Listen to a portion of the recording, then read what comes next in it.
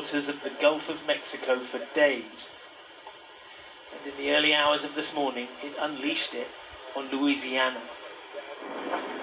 The roofs were ripped off buildings, windows smashed in, power lines brought down and trees unearthed. In the towns that bore the brunt, people were counting themselves very lucky to have survived the night. Boy, was it scary. The whole house was shaking and the wind was just wrapping around it and you could hear glass breaking and we kept shining flashlights. We could barely see what was going on. And when we woke up to a mess. In a part of the world which has long experience of terrible storms, this hurricane was one of the strongest ever to hit America's Gulf Coast, delivering winds of up to 150 miles an hour.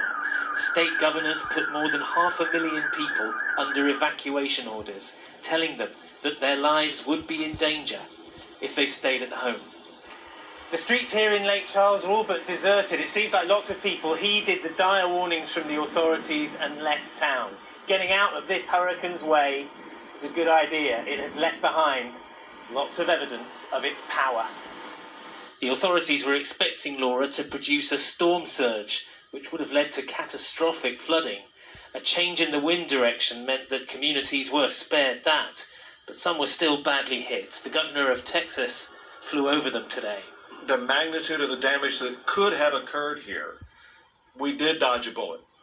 Now, that, of course, doesn't help those whose homes have been hit, those whose businesses have been hit.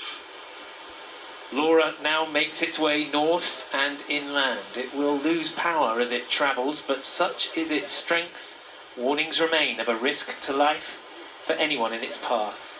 Geraint Vincent, News at 10, Louisiana. Back here, police are urgently searching for 3 young boys who were abducted from a foster home by their father. The boys, who were aged 6, 5 and 3, were taken from the garden of the house in South London last Thursday. Police said their father, Imran Safi, threatened their foster carer with a knife before taking them.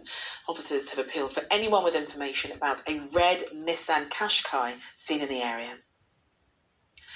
The government's been scratching its head about how to convince more people